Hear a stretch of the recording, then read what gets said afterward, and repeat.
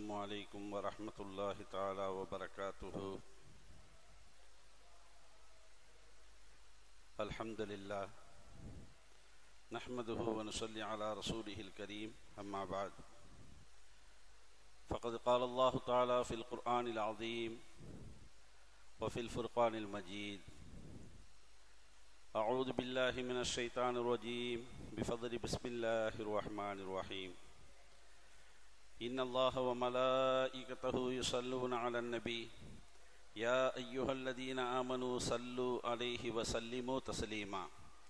اللهم صل على محمد وعلى آل محمد وبارك وسلم عليه. اللهم صل على محمد وعلى آل محمد وبارك وسلم عليه. اللهم صل على محمد وعلى آل محمد وبارك وسلم عليه. قالوا سبحانك لا علم لنا إلا ما علمتنا إنك أنت العليم الحكيم. எல்லா புகழும் புகழ்ச்சியும் வல்ல இறைவன் ஒருவனுக்கே சொந்தமாகட்டுமாக. ஸலவாத்தும் கருணையும் நமது நாயகம் முஹம்மது நபி ஸல்லல்லாஹு அலைஹி வஸல்லம் அன்னவர்கள் மீதும் அவர்களை பின்பற்றி வந்தவர்கள் அகில முஸ்லீம்கள் குறிப்பாக இங்கு அமர்ந்திருக்கும் நம் அத்துணை நபர்களின் மீதும் அல்லாஹுவினுடைய கருணையும் பரக்கத்தும் நிறைவாக நிரப்பமாக உண்டாகட்டுமாக. ஆமீன். அல்லாஹு ஜல்லஷானஹு தஆலா நம்மை எல்லாம் இந்த ஜும்ஆ மேடையிலே ஒன்று கூட்டியதை போல் நாளை சொர்க்கத்து பூஞ்சோலையிலே நபிகள் நாயகம் ஸல்லல்லாஹு அலைஹி வஸல்லம் அன்னவர்களோடு ஒன்று கூட்டும் உயர்ந்த பாக்கியத்தை நசீபை அல்லாஹ் நமக்கும் நம்மளுடைய சந்ததியினர்கள் அகில முஸ்லீம்கள் அத்துணை நபர்களுக்கும் அல்லாஹ் நசீபாக்கி தருவானாக. ஆமீன் யா ரப்பல் ஆலமீன். சங்கைக்குரிய அல்லாஹுவின் நல்லடியார்களே, அல்லாஹு ஜல்லஷானஹு தஆலா திருமறை வேதத்திலே சில நல்லோர்களுடைய வரலாறுகளை அல்லாஹ் சொல்லித் தருகின்றான். அந்த நல்லோர்களுடைய வரலாற்றின் மூலியமாக அவர்களுடைய வாழ்க்கை வரலாற்றை எடுத்து நாம் நல்ல விதமாக வாழ வேண்டும் என்பதற்காக வேண்டி நல்லோர்களுடைய வாழ்க்கை வரலாறுகளை அல்லாஹ் சொல்லித் தருகின்றான். அதேபோன்று தீயவர்களுடைய வரலாறுகளையும் அல்லாஹ் திருமறையிலே இன்னொரு பகுதியிலே அல்லாஹ் பேசுகிறான். அந்த தீயவர்களுடைய வரலாறுகளையும் அவர்களுடைய வாழ்க்கை நடைமுறைகளையும் நீங்கள் பார்த்து அவ்வாறு நாம் வாழக்கூடாது என்ற பாடம் படிப்பினைகளை நீங்கள் எடுத்துக்கொள்ளுங்கள் என்ற அடிப்படையிலே இரண்டு வரலாற்றையுமே அல்லாஹ் ஜல்லஷானஹு தஆலா திருமறை வேதத்திலே சொல்லித் தருகின்றான். அந்த தீயோர்களுடைய வரலாறுகளிலேயே திருமறை வேதத்திலே நூற்றுக்கணக்கான இடங்களிலே அல்லாஹ் ஜல்லஷானஹு தஆலா அந்த தீயவர்கள் யூதர்கள் என்பதாக அல்லாஹ் ஜல்லஷானஹு தஆலா சொல்லித் தருகின்றான். இந்த யூதர்களோடு நீங்கள் தோழமை வைத்துக் கொள்ளாதீர்கள், இந்த யூதர்களோடு உங்களுடைய குண பின்பற்றுதலை நீங்கள் நடைமுறைப்படுத்தாதீர்கள், யூதர்களை நீங்கள் வழிகாட்டிகளாக நீங்கள் எடுத்துக்கொள்ளாதீர்கள் என்பதாகவெல்லாம் அல்லாஹ் ஜல்லஷானஹு தஆலா சொல்லிவிட்டு ஒரு ஆயத்தில் இப்படி சொல்லுவான்: லதஜிதன்ன அஷத்தன் நாசி அதாவத்தல் லில்லதீன ஆமனுல் யஹூத. அல்லாஹ் திருமலையிலே சொல்லுவான், இந்த ஜனங்களிலேயே உங்களுக்கு எதிரி, உங்களுடைய எனிமி யாரென்றால் அவர்கள்தான் யூதர்கள் என்பதாக அல்லாஹ் ஜல்லஷானஹு தஆலா சொல்லுவான்.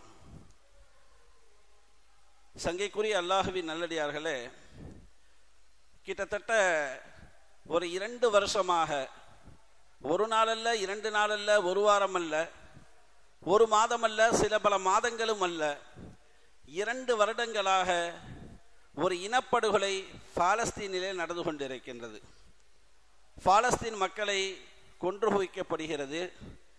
எந்தெந்த ரூபத்திலெல்லாம் அவர்களை அடிக்கலாமோ, வான்வழி தாக்குதல், தரைவழி தாக்குதல், கடல் வழி தாக்குதல், இரவுகளிலே, பகலிலே, மண்டபங்களிலே, இது போன்ற நிவாரண அளிக்கக்கூடிய அந்த நிவாரண மையங்களிலே, இப்படியெல்லாம் ஒரு 2 வருடங்களாக ஒரு நாட்டை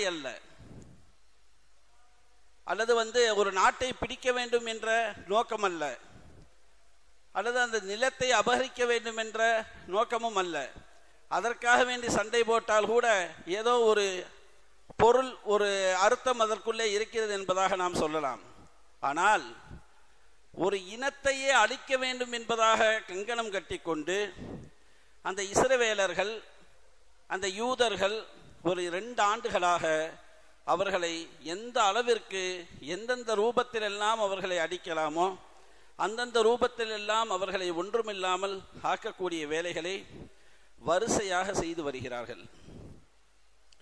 இதில் மிக முக்கியமான ஒன்று என்னவென்றால், சர்வதேச யுத்தங்களினுடைய நியதி ஒன்று இருக்கிறது, விதி ஒன்று இருக்கிறது. சர்வதேசம் எந்த நாடு எந்த நாட்டை அடித்தாலும், எந்த நாட்டோடு சண்டை போட்டாலும் சில நியதிகள் இருக்கிறது. மருத்துவமனைகள் தாக்கப்படக்கூடாது, பள்ளிக்கூடங்கள் தாக்கப்படக்கூடாது, கல்வி அலுவலகங்கள் தாக்கப்படக்கூடாது, நிவாரணம் தரக்கூடிய மையங்கள் தாக்கப்படக்கூடாது, பெண்கள் தாக்கப்படக்கூடாது, சிறுவர்கள் அறவே தாக்கப்படக்கூடாது, கர்ப்பிணி பெண்கள் அடிக்கக்கூடாது, வயதானவர்கள் மீது இரக்கம் காட்ட வேண்டும். இப்படியெல்லாம் பலவிதமான சர்வதேச நியதிகள். இந்த நியதி எங்கிருந்து வருகிறது என்று பார்த்தால் 1500 ஆண்டுகளுக்கு முன்னால் நமது நாயகம் ஸல்லல்லாஹு அலைஹி வஸல்லம் அவர்கள் யுத்தத்திற்காக வேண்டி போடப்பட்ட அந்த ஷர்த் இதுதான். சஹாபாக்களை எல்லாம் ஒன்று கூட்டி பல யுத்தங்களை சந்தித்த நமது நாயகம் ஸல்லல்லாஹு அலைஹி வஸல்லம் அவர்கள் ஒரு பத்ராக இருக்கட்டும், ஒரு உஹதாக இருக்கட்டும், ஒரு ஹுனைனாக இருக்கட்டும், ஒரு எர்மூக்காக இருக்கட்டும், ஒரு ஹந்தக்காக இருக்கட்டும், இப்படியெல்லாம் யுத்தங்கள் வரிசையாக நடைபெற்றதா இல்லையா? அந்த யுத்தங்களில் எல்லாம் ரசூலுல்லாஹி ஸல்லல்லாஹு அலைஹி வஸல்லம் அவர்கள் சஹாபாக்களுக்கு இதைத்தான் சொல்லுவார்கள். வயதானவர்கள் வாளை தூக்கி கொண்டு உங்களுக்கு முன்னால் வந்தால் அவர்களை நீங்கள் தாக்கக்கூடாது, பெண்களை நீங்கள் தாக்கக்கூடாது, சிறுவர்களை நீங்கள் தாக்கக்கூடாது, உணவுக்காக வேண்டி அவர்கள் சேகரித்து வைத்த அந்த முகாம்களை நீங்கள் தாக்கக்கூடாது, தண்ணீர் குடிப்பதற்காக வேண்டி தண்ணீர் தடாகத்தை நீங்கள் அதை தாக்கக்கூடாது. இப்படியெல்லாம் பலவிதமான யுத்தங்களினுடைய நிதிகளை அருமை நாயகம் ஸல்லல்லாஹு அலைஹி வஸல்லம் அவர்கள் 1500 ஆண்டுகளுக்கு முன்னால் அதே நியதியை இன்றும் சர்வதேச இந்த உலகத்தில் அதே நியதி இருக்கிறது.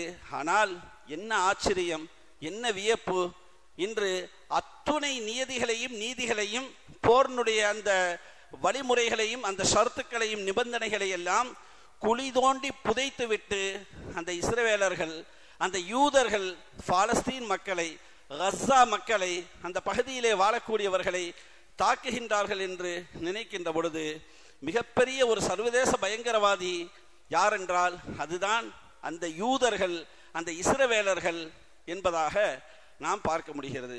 கண்ணியமானவர்களே, அந்த அடிப்படையில் இப்போ சமீப காலமாக உலகத்திலேயே ஒரு ரிசர்ச் ஒன்று செஞ்சு நமக்கு ஒரு தகவல் தர்றாங்க. உலகத்திலேயே அதிகமாக பேட்டி கொடுத்த சிறுவர்கள் அடங்கிய ஒரே நாடு பாலஸ்தீன் தான். பேட்டி யார்கிட்டங்க கேட்பாங்க? ஒரு நல்ல பிரபலியமான ஒருவர், ஒரு அரசியல்வாதி, அல்லது ஒரு பெரிய மனிதர், அல்லது வயதானவர்கள், அல்லது பிரபலியங்கள், இப்படித்தான பேட்டி காணுவார்கள். ஆனால் உலகத்திலேயே சிறுவர்கள் அதிகமாக பேட்டி கொடுத்த ஒரே நாடு பாலஸ்தீன் என்பதாக நமக்கு ரிசர்ச்சில் நமக்கு தருகின்றார்கள். எப்படிப்பட்ட பேட்டி தெரியுமா? நாங்கள் சுகமாக இருக்கின்றோம், அப்படி அல்ல. சொகுசாக வாழுகின்றோம், அப்படி அல்ல. 3 வேளையும் சரியாக உண்ணுகின்றோம், அப்படி அல்ல. உணவில்லை என்ற பேட்டி, உடையில்லை என்ற பேட்டி, இருக்க இருப்பிடமில்லை என்ற பேட்டி, இப்படியெல்லாம் அவர்கள் வாழக்கூடிய அந்த வாழ்வாதாரத்தினுடைய நிகழ்வுகளை பெரியவர்களே யோசித்து பேசக்கூடிய இச்சூழலிலே அந்த சின்னஞ்சிறு பிஞ்சுக்கள் மைக்கை பிடித்து கொண்டு பேசக்கூடிய அந்த சூழ்நிலைகளை பார்க்கின்ற பொழுது நாமெல்லாம் என்ன முஸ்லிம் முஃமின் என்பதாக கண்ணாடிக்கு முன்னால் நின்று நம்மை நாமே கேள்வி கேட்டுக்கொள்ளக்கூடிய ஒரு அவல நிலைக்கு நாம் தள்ளப்படுகின்றோம்.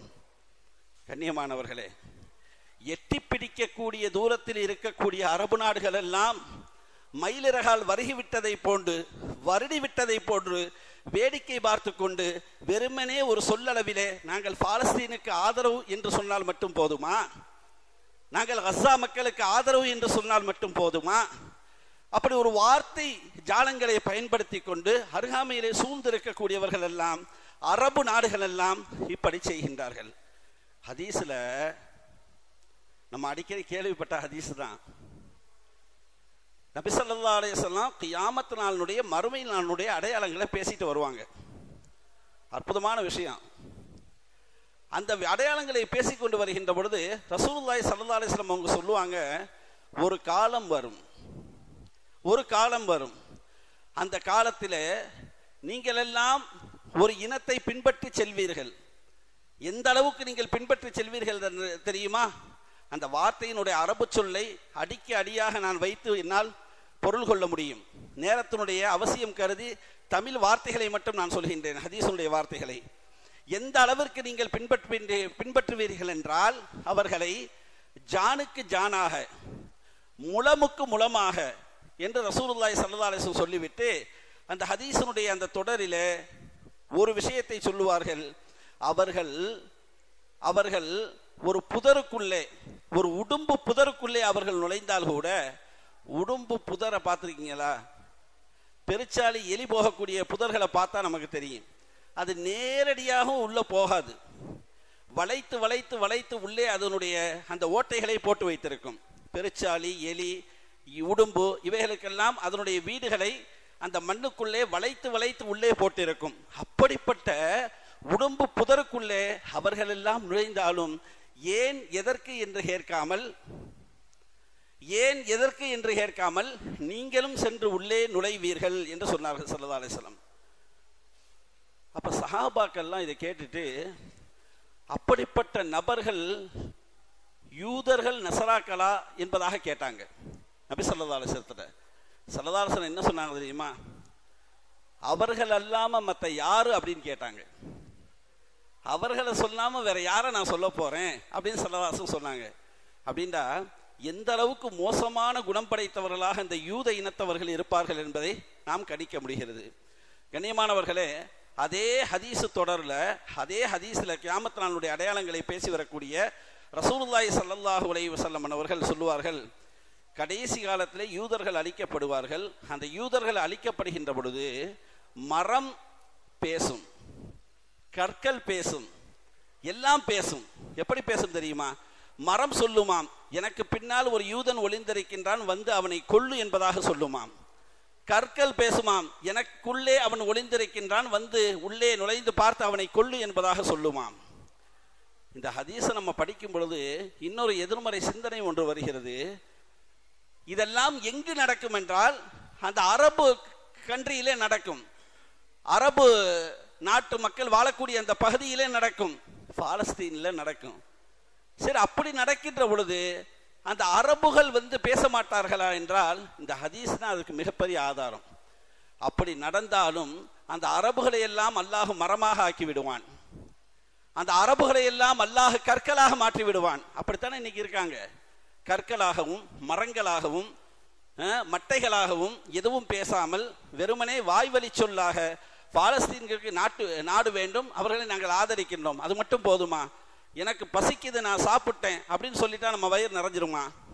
அது மாதிரி அவர்கள் சொல்லுவார்கள். அதனால்தான் ரசூலுல்லாஹி ஸல்லல்லாஹு அலைஹி வஸல்லம் இப்படிப்பட்ட கொடிய நெஞ்சம் உள்ளவர்கள் எல்லாம் இனி வர இருக்கின்றார்கள் என்பதற்காக வேண்டி அந்த அரபுகளை ரசூலுல்லாஹ் நம்பவில்லை, அந்த அரபு மனிதர்களை ரசூலுல்லாஹி ஸல்லல்லாஹு அலைஹி வஸல்லம் நம்பவில்லை.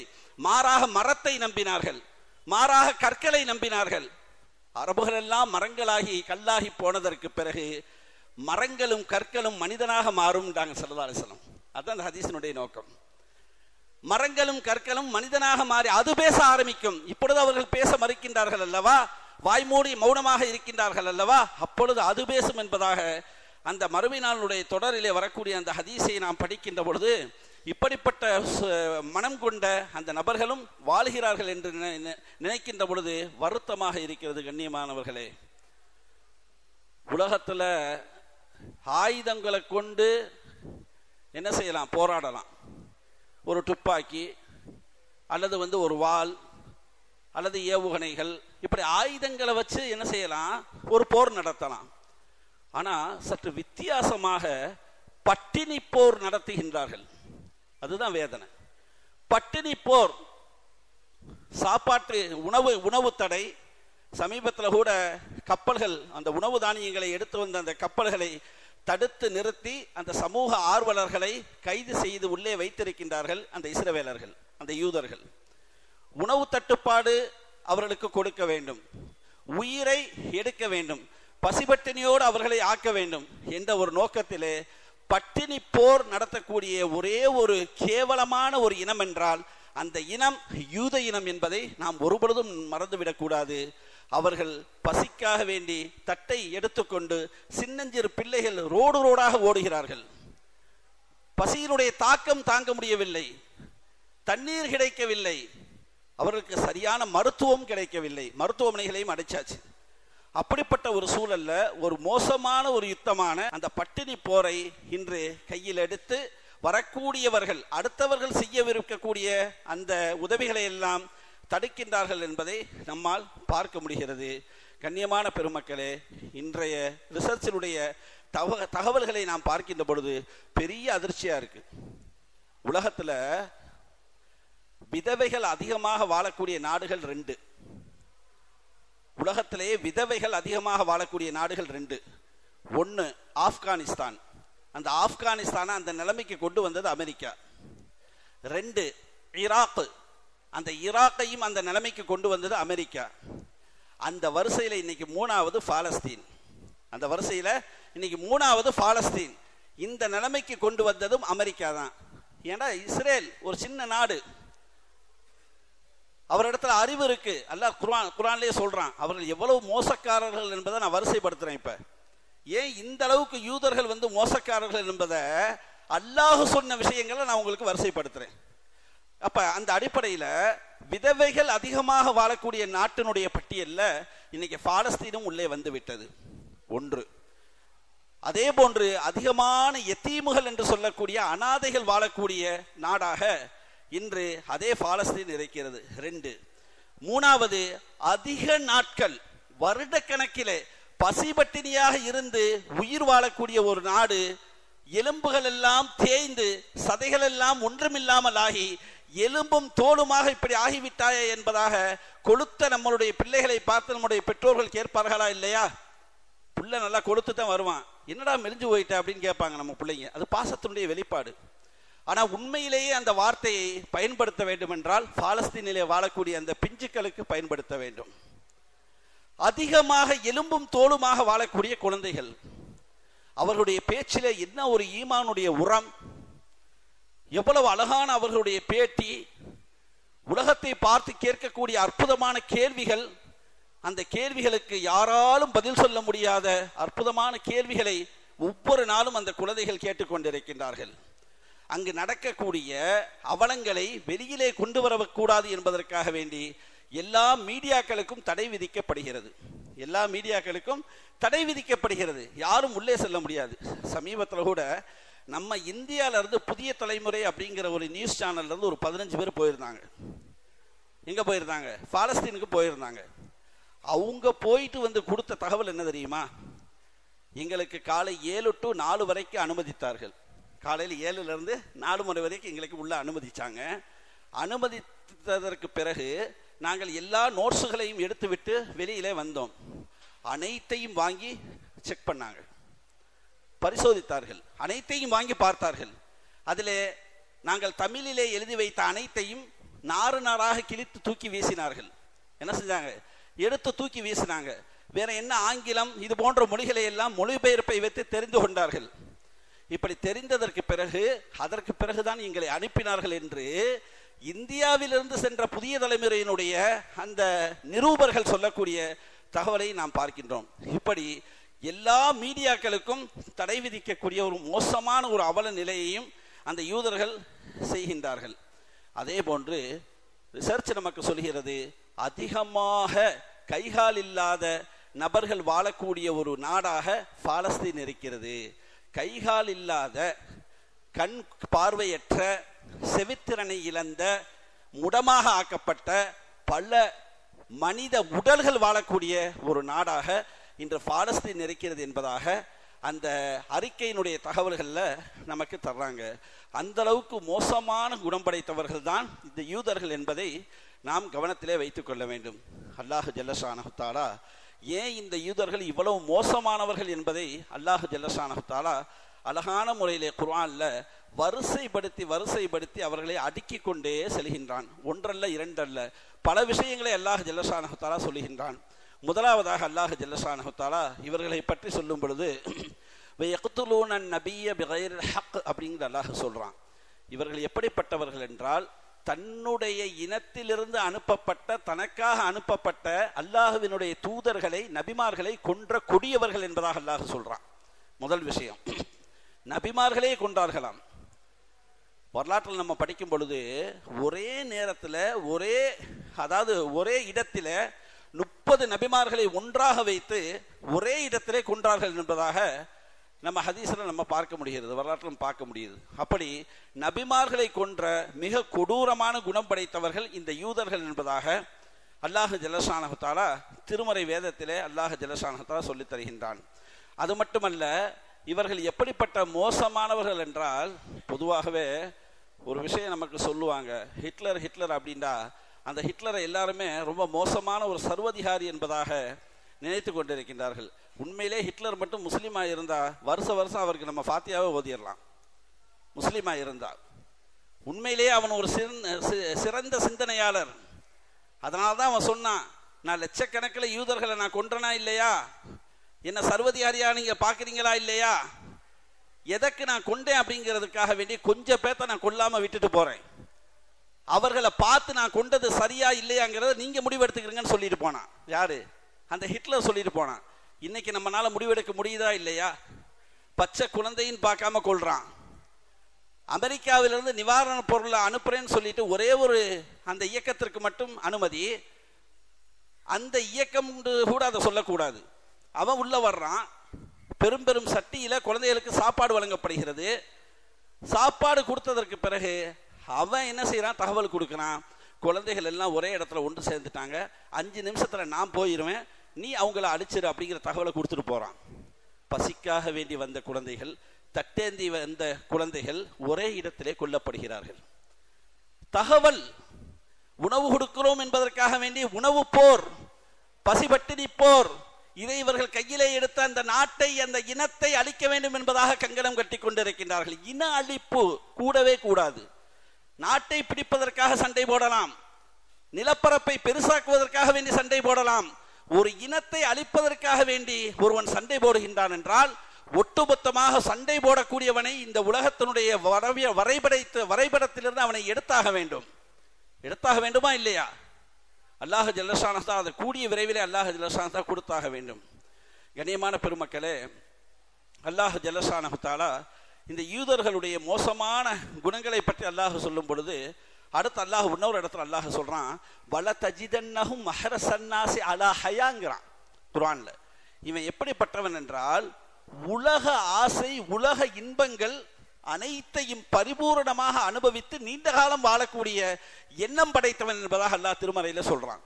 உலகத்துல என்னென்ன இன்பங்கள் இருக்கோ, சுகபோகங்கள் இருக்கோ, அத்துணையும் அனுபவிக்க வேண்டும் என்ற ஒரு மோசமான புத்தியுள்ளவன் இந்த யூதன். மூன்றாவது ஆயத்தில் அல்லாஹ் ஜல்லஷானஹு தஆலா சொல்லுவான், இவர்கள் எப்படிப்பட்ட மோசமானவர்கள் என்றால், வதஹ்சபுஹும் ஜமீஆ, நீங்கெல்லாம் விளங்கிடுவீங்க, அவங்க யூதர்கள் எல்லாம் ஒன்றுபட்டு ஒரே அணியிலே நிற்கின்றார்கள் என்பதாக நீங்கள் விளங்கிக் கொள்வீர்கள். குலூபுஹும் ஷத்தா என்பதாக அல்லாஹ் சொல்றான். அப்படி அல்ல, அவர்கள் மனங்களால் பிளவு பெற்று கிடப்பார்கள் என்று அல்லாஹ் ஜல்லஷானஹு தஆலா சொல்லித் தருகின்றான்.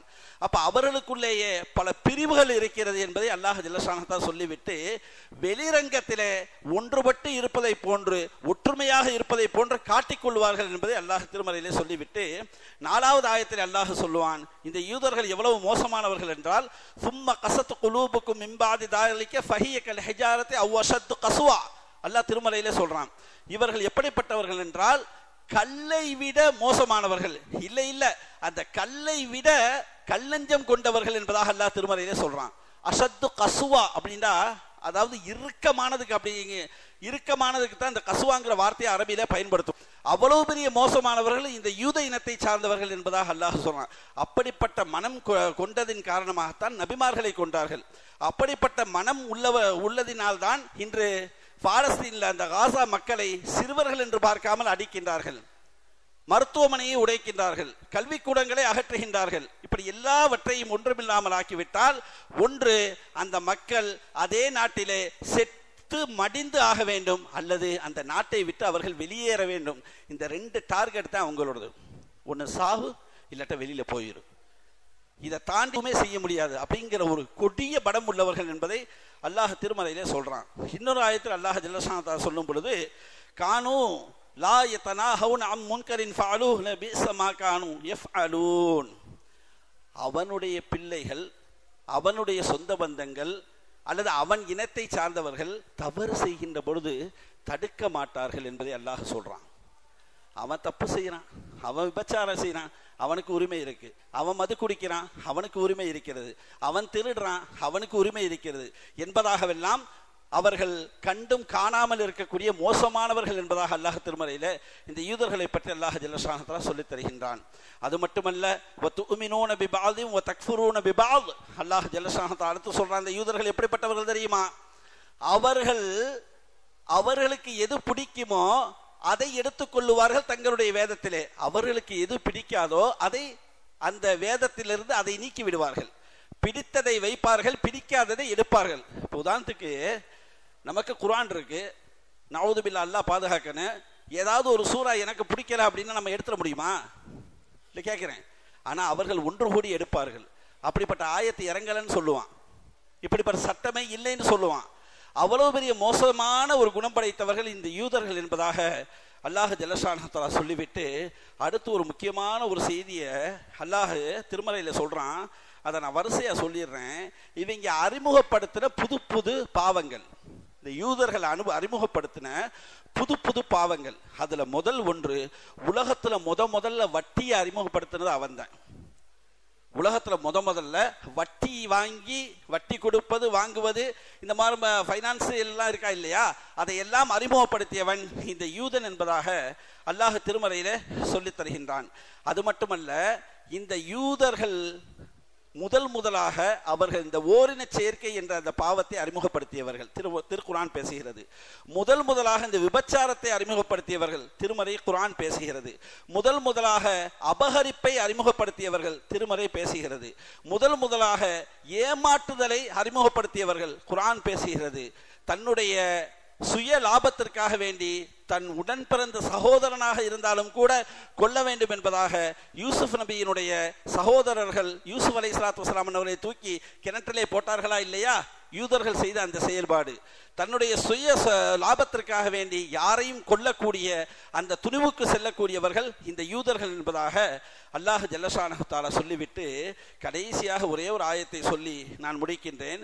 மேலும் நிறைய பாவங்கள் இவர்கள் மூலியமாக நடந்திருக்கின்றது. நன்றி கெட்டவர்கள் என்பதாக அல்லாஹ் சொல்றான். அது மட்டுமல்லாமல் துரோகம் செய்யக்கூடியவர்கள் என்பதாக அல்லாஹ் சொல்றான்.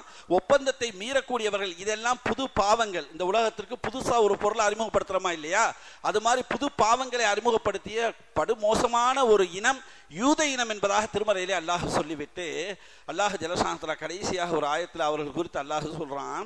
ரொம்ப ஆச்சரியமான ஆயத்து, அதிசயமான ஆயத்து. அல்லாஹ் சொல்றான், குல் ஹல் உனப்பியுக்கும் பிஷர்ரின் மின் தாலிக மஸூபத்தன் மின் இன்தில்லாஹ்.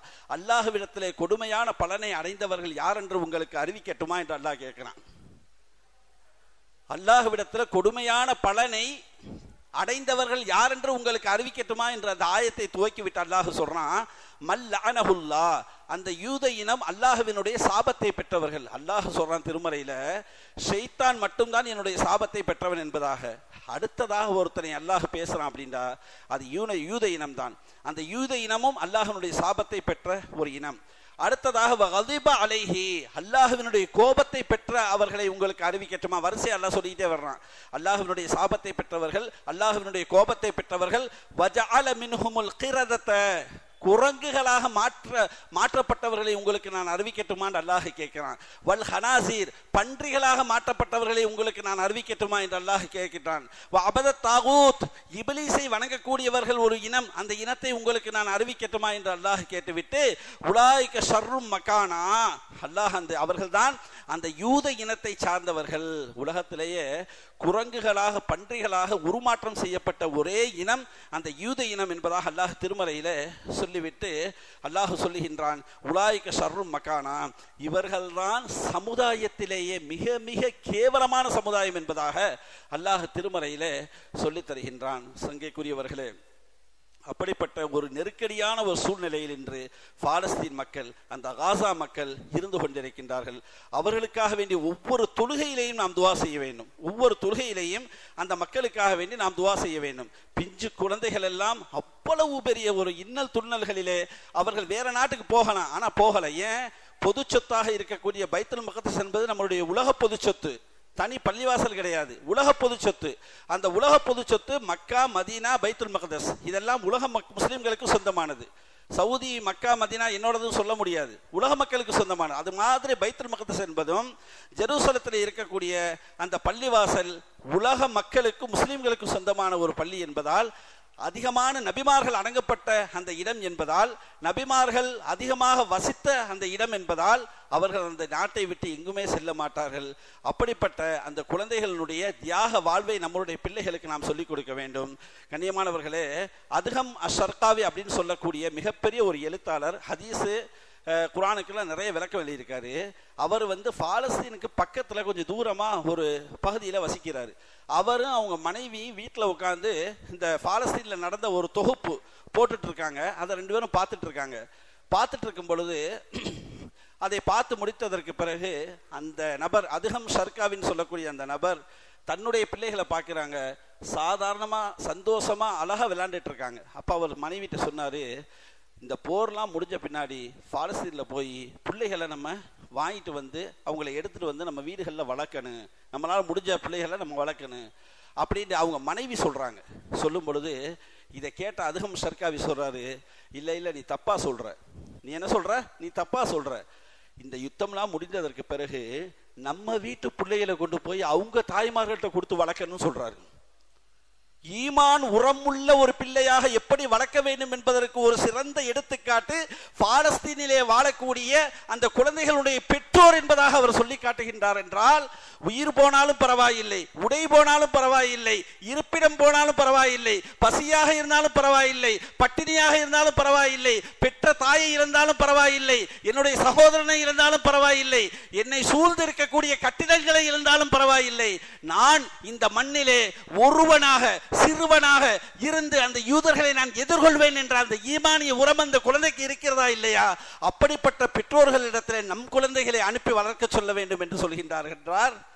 எப்படி ஈமானுக்கு சொந்தக்காரர்? கண்ணியமானவர்களே, அப்படிப்பட்ட அந்த குழந்தைகளுக்கும் அந்த மக்களுக்கும் இன்ஷா அல்லாஹ் நாம் ஒவ்வொரு தொழுகையிலையும் நாம் துவா செய்ய வேண்டும்.